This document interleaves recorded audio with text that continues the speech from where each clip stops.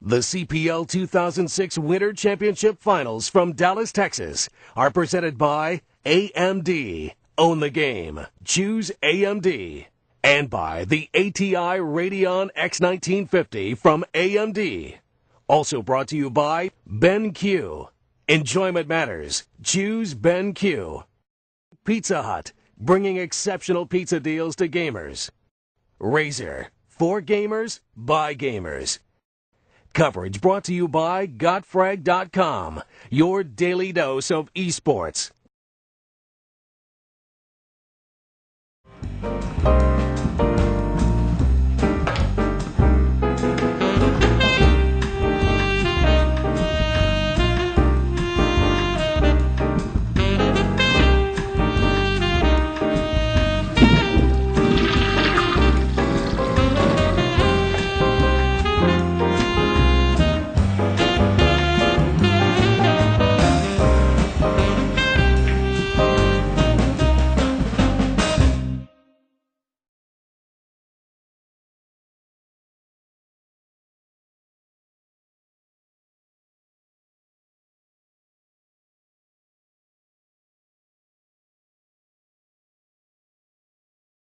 Hey, welcome to our after CPL Day 1 panel here, and we're with three guys here, and we're going to start on the end there. We've got Mark Cheban, Editor-in-Chief of GotFrag.com, Kim Rom, Head of Communications for Steel Series, and then right next to me, Dave Moto from Team 3D, the Master of Counter-Strike, and then the other title, Thank you, Trevor. God to Walk on Water.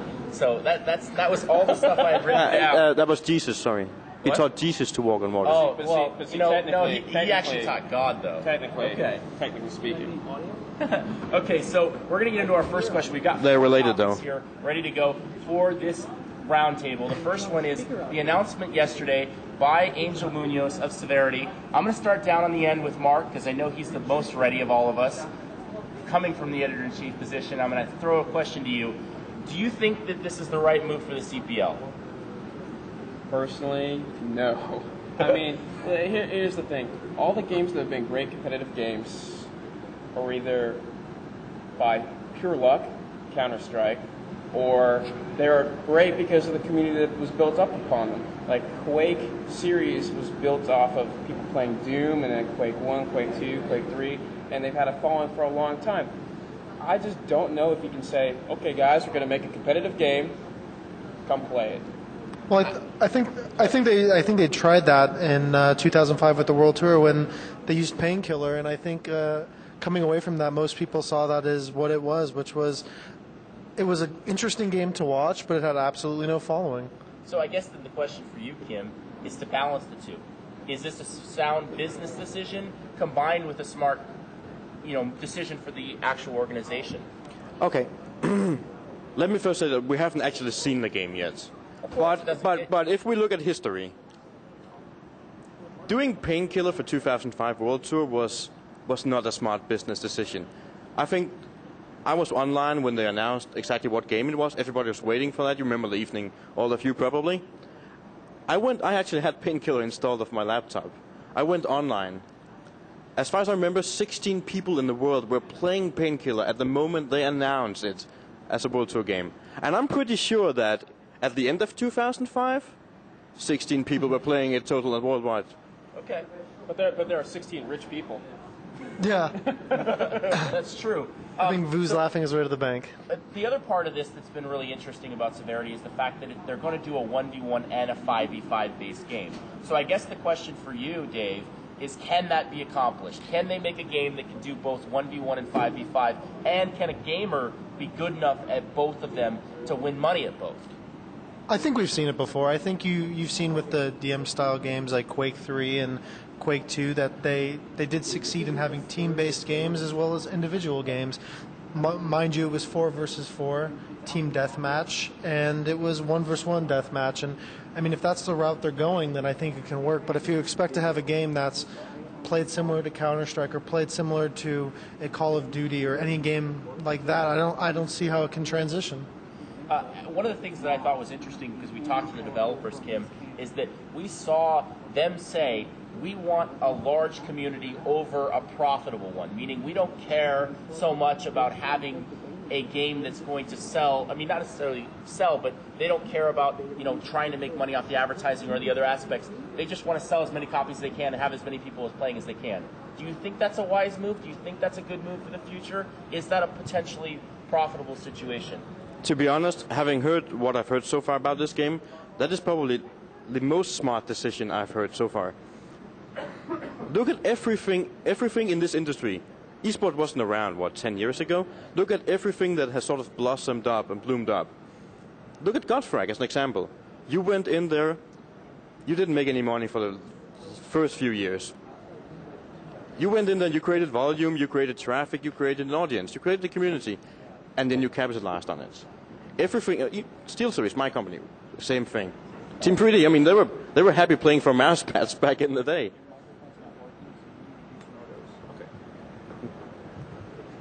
Yeah, I'm sorry, Moto. You're not big enough to have your own working microphone. Keep going. No, go ahead. Yeah, Sorry. No, seriously. I think that's a smart decision. That is the way to build things. You, as a proof of painkiller, you cannot force people to play a game that's not fun. Well, I guess the question, though, I would say in response, and again, I'm just playing devil's advocate here. I'm not necessarily in agreement or disagreement, but if you look at it, they're saying that we can build this game by community support. And I guess first for you, Dave, would you support this kind of a game? And here, we'll share mics here. Would you support this? I'd share more with you than that, Trevor. Wow. This is getting dirty. But would you help support this game? Would you help test it? You know, I'd be willing to take a look at it and test it, but I think at the end of the day, if the game doesn't play well, if the game's not fun, it doesn't matter what they do, because no one's going to play a game that's not enjoyable. I think that's the bottom line. So, Kim, then with that in mind, what do you think? How do you think the community is going to react to this? What are they going to do if the game is popular, if it's not? What do you see CPL reacting to that? I think we've seen CPL trying to force a game before that wasn't popular. I'm guessing they're probably going to do it again if they're investing in the actual development of the game. But the only way this game is going to fly if it's good. And no one is going to play it if it's not good. No matter how much money they throw at it, yeah, people are going to go in, they're going to go play it, and at the end of the season, they're out again.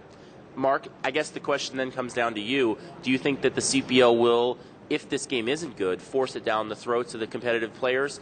Or if it's not, if it is good, I mean, do you think that other events will adopt it because the CPL is the one behind it? Well, I mean, there's this really like a No. 3 or 4 part question. Yeah, well, but go ahead and answer it at your leisure. If you put a lot of money behind something and you've stuck with it and you've been through the development process, you're not just going to give it up. So while they might use it at first, hopefully it develops with the community and the people playing it, and it grows as a game and the community grows with it. But I find it hard to believe that people think that they can make money simply going after solely just a niche market. That makes sense maybe if it's a paid-for game by somebody, or like a Warsaw that's done by people who just love the game and make it for free. But if you're trying to make any kind of money off of it, you also have to gear it towards casual players. And if anyone knows anything about the games that have come out, I mean, look at the progression from Call of Duty 1 to Call of Duty 2, from Counter-Strike to Counter-Strike Source, from Day of Defeat to Day of Defeat Source, from Quake 3 to Quake 4's first out-of-the-box play.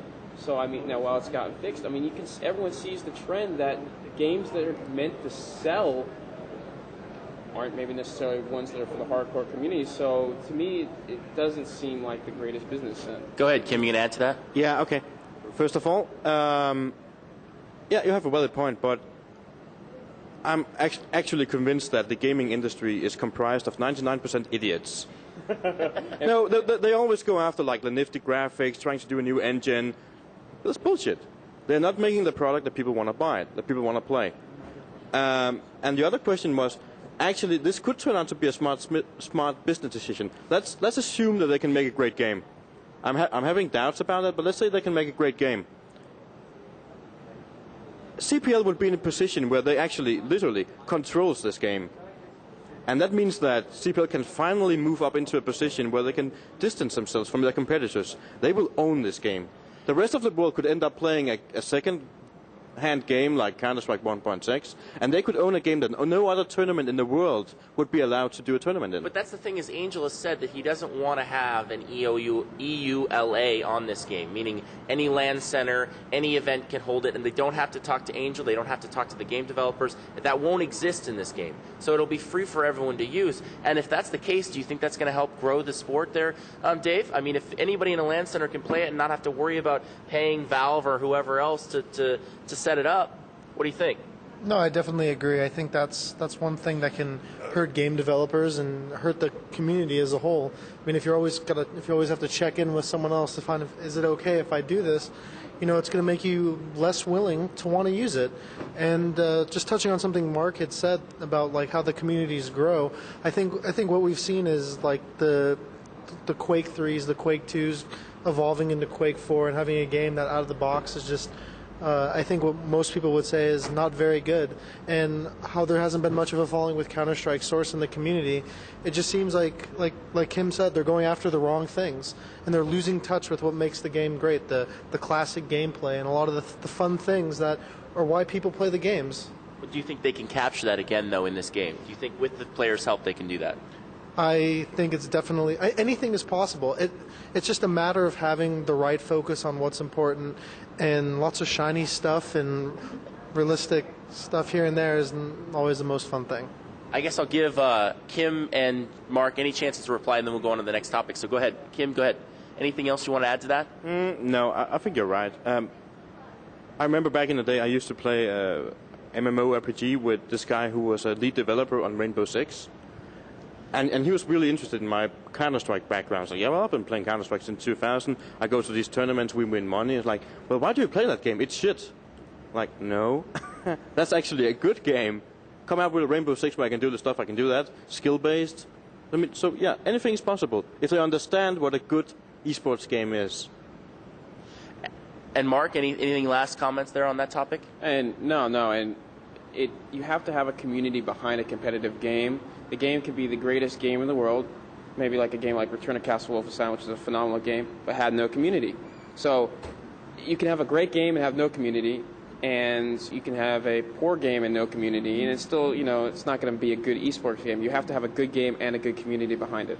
So I think the consensus here is that we're going to be in a situation where in the mid-2008, when this game does get released, we're going to see, have they listened to the community and have they pulled it off? Okay, so the next topic here, again, we're going to have 4 of them, so they're 1 down, 3 to go. The CS tournament so far, we're going to go over, I guess, who you guys think are your favorites? Who do you guys think are your surprises? Let's start with you, Dave. I can't count 3D, I'm sorry, but beyond Team 3D, who do you like in this tournament and who do you not like in this tournament? Maybe a little overrated. Looking into this tournament, I'd say there's a lot of competition, and I can't really take a look at any one team and say they're my favorites, because you have your teams like NIP and MYM and Fnatic, and I mean you can never count them out, and they're always going to come and play a quality level of Counter-Strike. But I think it's kind of foolish to kind of take a look so far down the line, because I think, as we've seen with Counter-Strike, you really never know what you're going to have at the end of the tournament. You always have your dark horses. You always have your teams that really come out of nowhere and surprise the tournament. As far as teams, I think that could shake something up. I mean, you take a look at these teams like Zex and Pandemic, where most people would just count them out, but it's obvious that they can compete with these, top-tier teams, as people want to call them, and that makes for some interesting Counter-Strike. And Kim, do you have a favorite, or, I mean, again, let's lay off the teams that are sponsored by SteelSeries here, but again, any of the teams you like, any teams you maybe say, I don't know if they're going to do as well as people think they're going to do? As a major sponsor in esports, I probably shouldn't answer that question. Let me rephrase the question and tell the audience something I would like to tell them. Now, okay, I have 2 things to remark on the tournament so far. One, for the first time I can remember ever seeing this before, we actually had a female team, a pure female team, participating in a male tournament. That is a landmark event for female gaming. I've bashed female gaming for the last 6 years. I think it's a joke. Finally we're seeing something good. Let me just say real quick so people understand. We're talking about the SK ladies team that played here, and they did go out 0-3, but you're thinking that the actual fact that they showed up and played is an impressive thing. They're finally playing males.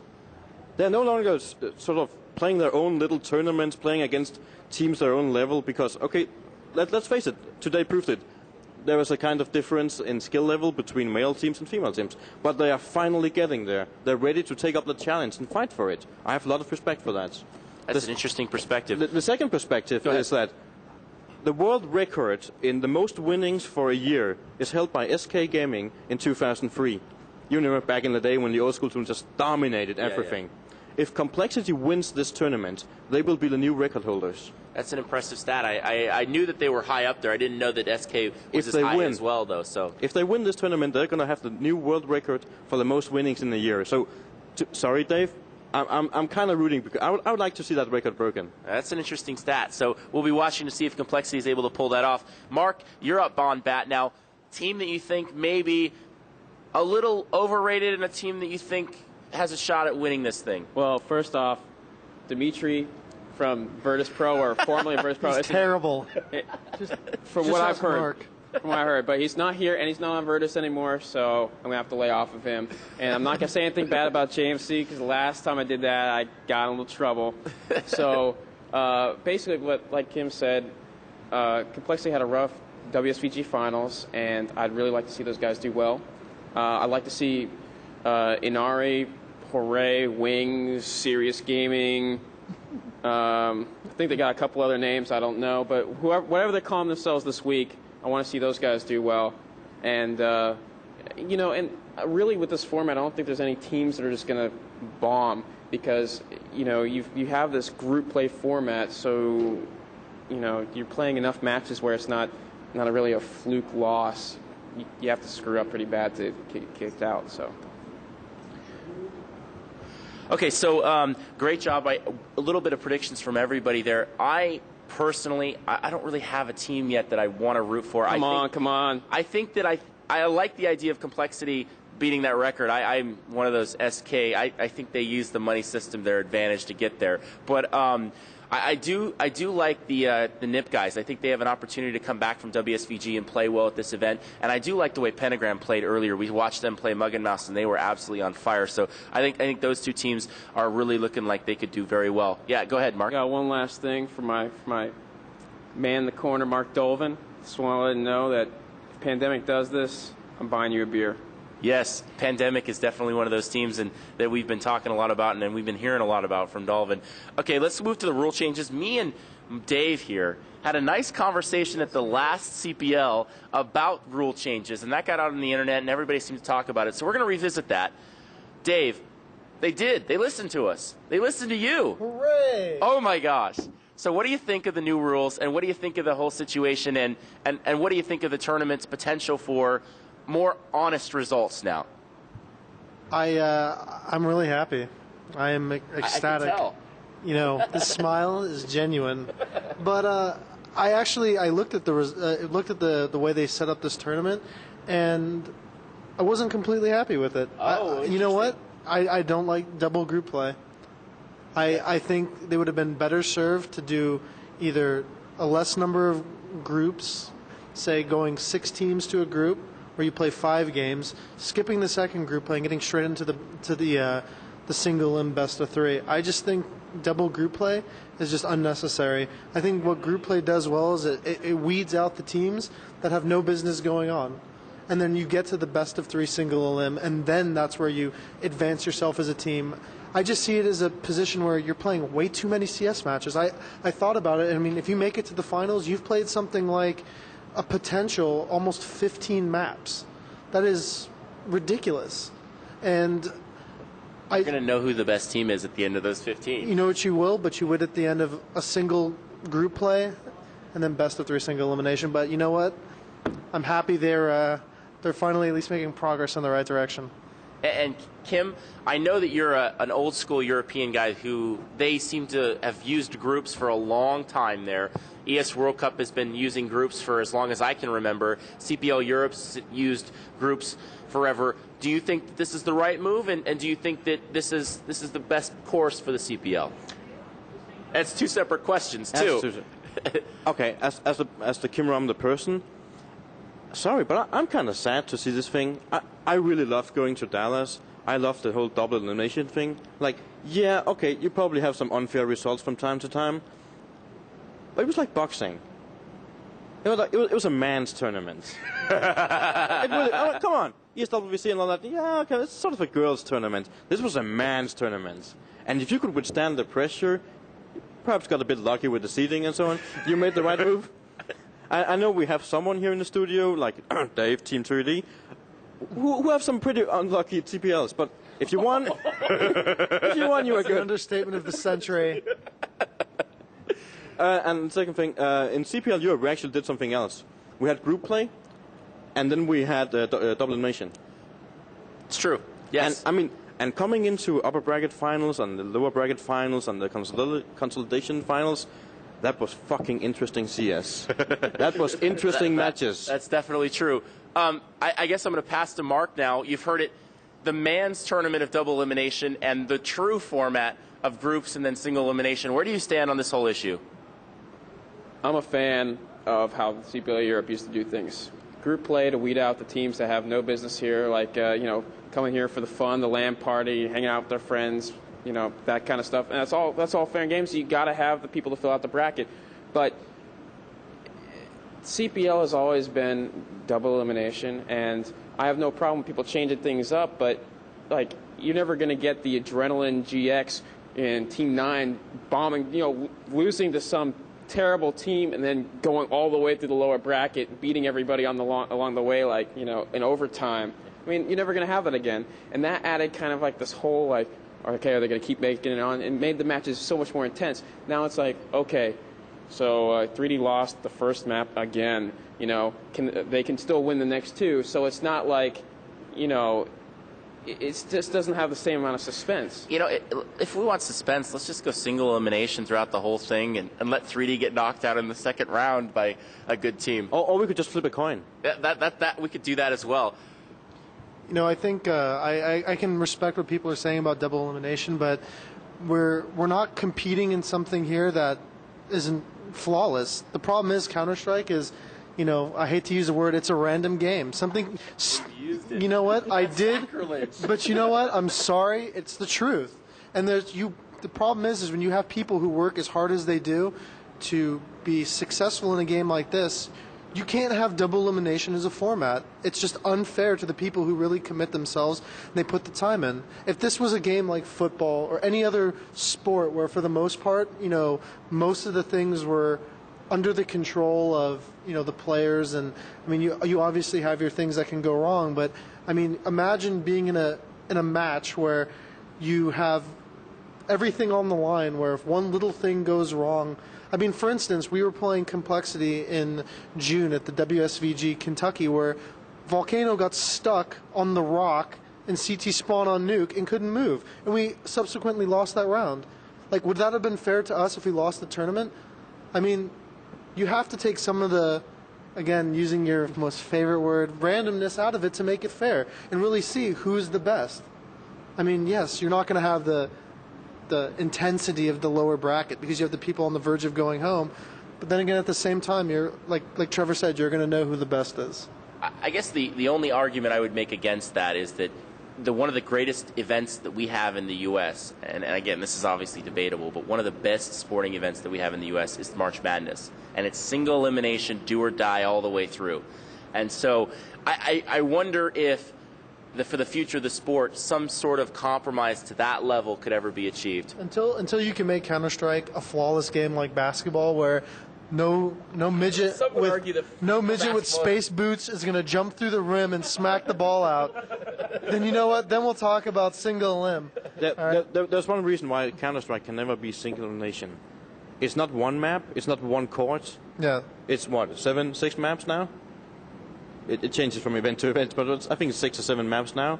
And you have an offensive side and a defensive side. And how do you figure out who's going to start? Some team somehow is always going to have an advantage. That's why it can never be single elim. I guess let's finish up with Mark here, and then we'll move on to the next topic. Any last comments there, Mark? No, I agree with Kim and with Dave that, I don't think there is a perfect format. It's just, for me, it was a shame to see CPL kind of just totally Becoming a girls' tournament. becoming girls or caving into pressure from influential people in the community. So You seem to have a girls a mentality over there, Kim. Whoa. Girls I'm tournaments- European. Yeah, no argument. I'm not touching that. Oh, we that. got our comments in the back. The crowd laughing at that one.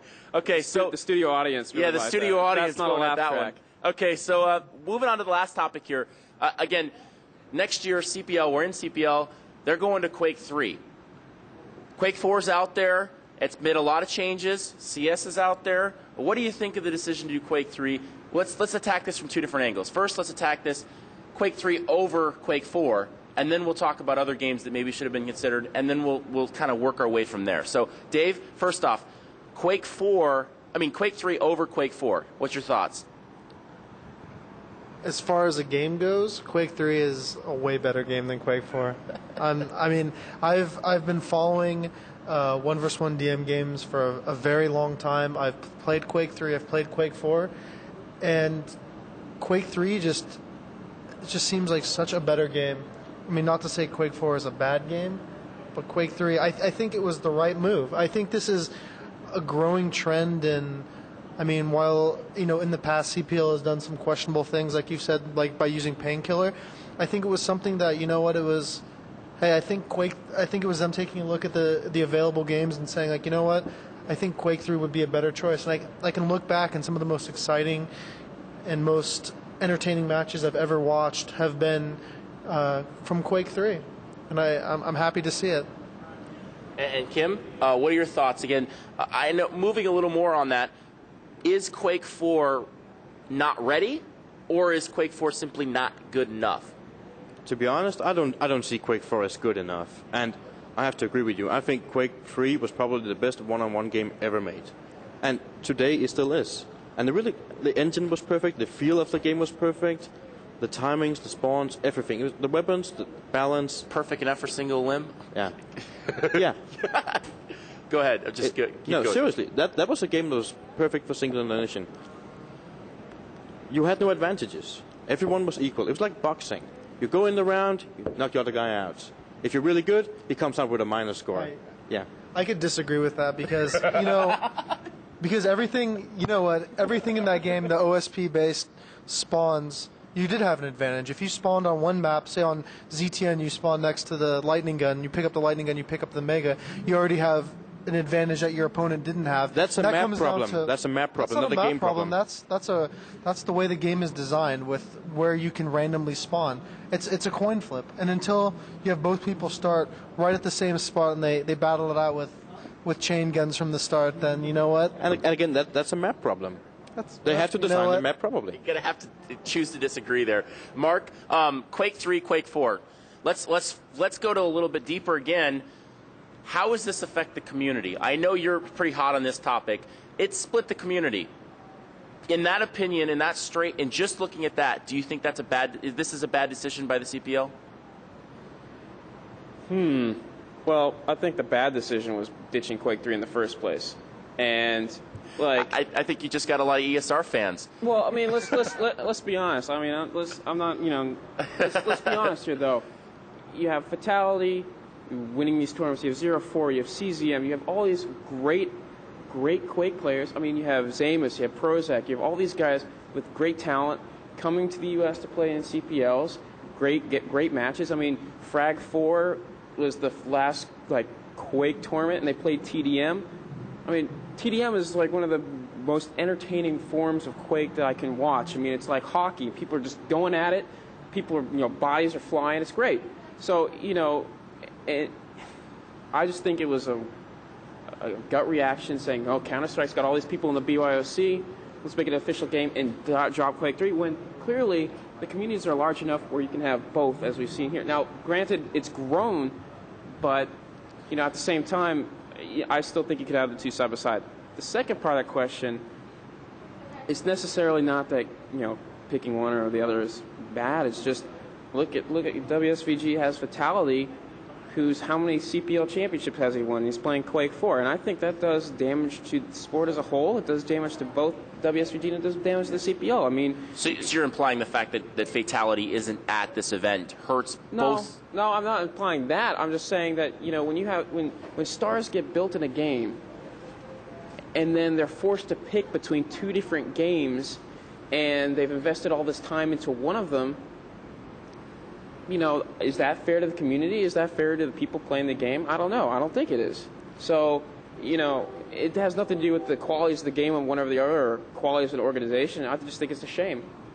I got a little bit different question here for you than Kim off of this. He brought up the idea that CPL went away from Quake 3 because of a knee-jerk reaction for CS, but I would propose that maybe it wasn't that. Maybe it was ID software and maybe the impact of the actual developers. How big of an impact have the developers had on tournament-based and what games are played at our tournaments? To be honest, from where I'm sitting at the table and sort of looking at all this, I think the tournaments have had more impact on these kinds of things than developers themselves has. Let's take a look at it. I heard rumors about CPL sort of getting unclear with ID software back in the day. So, okay, they dropped Quake 3. I absolutely cannot say if this is the truth or if something else transpired I don't know about. That's a story I heard. Rumors. In 2004, everyone was sort of getting ready to switch to CS Source. No one was really happy about it, but people were starting to accept that, okay, we're going to be switching to Source. And then CPL announces an event at the exact same time as ESWC. ESWC quickly announces that they're going to stick to Counter-Strike 1.6. CPL was going for a Source, ended up doing a 1.6 tournament as well to attract more teams, and the scene was divided. I think the tournament side has more impact. We're seeing it again now. Some tournaments are going to do Quake 4, some tournaments are now going to do Quake 3. So the tournaments are dividing. So you think it's overblown, this idea of the actual developers having an impact upon what games are played? Absolutely. Dave, Absolutely. I know you wanted to say something back about this whole thing. What is your feeling on both the developers and impacts on the game, but also on the division of the Quake scene? Do you have any responses to those? The only thing I can say is the player who's been dominating Quake 4 the last year, Toxic, is not here. He's nowhere to be seen. And I remember asking him in New York, I'm like, hey, are you coming to Dallas? And he's like, no. He's like, I haven't been practicing Quake 3, and I'm not going without practice, which is very reasonable. But it's just like, you know, how can we look at this tournament and have anyone win it and think, like, that guy's number one? Because the guy who's obviously been dominating all these other Quake tournaments isn't here. I mean, like, what good does this do us as a community, esports as a whole? And I guess the other question then, what about the developers' impact upon the games? I mean, you, in your position with Source and 1.6 sitting here, and there's a lot of talk about the DirecTV situation and what they may go with. They had a CGI event recently. It was Source. How do you feel about all that, and how do you feel about what Kim said? I think that when a company wants, if they want to use Source as DirecTV, I mean, it would seem to me like that would be the wiser thing to do, because it's obviously prettier on the eyes than 1.6. And I mean, I will always, and to this day, I will say that I think Source is an awful game. I think it plays terribly. I think it looks fantastic, but it drives like crap. Yeah. And I mean, you know what? That's what it is. And all the players will transition, and all the best players in 1.6 will be the best players in Source, but they'll be riding around in a junker. All right, I think that kind of wraps it up. And we're going to go through one last comments from all of you guys. Any last parting shots you guys want to make? Any shout-outs you guys want to make? I know a few of these guys in the middle would love to say some things to the audience. Mark, let's start with you down in the end. Anything you want to say that you've been itching to get out from this event? I just want to say that Jason Lodeholt needs to do some work. But side note, I'm really happy that GotFragTV got off to the start that it did, and that we're showing people how this should be really done. And I'm excited to finally be here doing this the way it should be done. As a spectator, I've witnessed people not do it right, and I'm glad that we're at least a lot further along the road than they are. Well said. Kim, go ahead. I would like to say that Jax from JMC has put on a lot of weight. and it really doesn't suit him. I'm just saying. What? I'm telling the truth here. I think he needs to get a new suit too. The same one he wears. Yeah, all the time. it's the same. Yeah, the same suit, and it's kind of bulging now. I don't know why. Oh. George Zimmer can hook him up. Just call him up. Okay, so Dave, any last shout-outs, any last comments? You know, even though I am here on GotFrag TV, I actually will say that it looks good. I mean, I'll give you guys that much. If it was bad, I was gonna have to laugh at Sir Scoots, but it looks good, and I'm impressed. I'll say that much. It looks like an actual sporting event that I would watch on TV. And you know what, Dave? I can't let you get away without at least telling us what's 3D going to do at this event. How are they going to place? Preferably not something blank through blank. I'd like a low number, preferably 1. That would be nice. Yeah, I have one last thing. Yeah, go ahead. Lee actually asked me to say this. Yeah. How come you're always wearing the same shirt for all these events? Oh, I knew that was coming up. I knew that was coming. I knew that was coming. I blame our fashion coordinator back there, Jason Baker. He has great fashion sense, and if you're looking for the next suit piece, go talk to him. Okay, so we're going to wrap it up for today. Great debate, guys. I appreciate you guys coming on. We'll be doing this more. Hopefully we'll get one done for tomorrow. And again, so you've been checking us out, GotFrag TV, first day coverage. Tomorrow we're going to get started bright and early. We've got 3D playing. They're going to be against Turmoil in a top match in that group. We've also got Pandemic and U5. Those will be taking place before 1:30. Check back on GotFrag.com. We'll have all the information on that. We also have the second round of group play tomorrow, too, so there's going to be a lot of great matches. We encourage you to stay. We're going to be doing coverage throughout the week, all the way up till Wednesday's final. And you know what? I think 3D hopes they're in that, right? Right? I'd really hope so. All right. So thanks, guys. Thanks for joining us. And we're going to take it away. Thank you, guys. And have a good night. The CPL 2006 Winter Championship Finals from Dallas, Texas are presented by AMD. Own the game. Choose AMD. And by the ATI Radeon X1950 from AMD. Also brought to you by BenQ. Enjoyment matters. Choose BenQ. Pizza Hut, bringing exceptional pizza deals to gamers. Razer, for gamers, by gamers. Coverage brought to you by GotFrag.com, your daily dose of esports.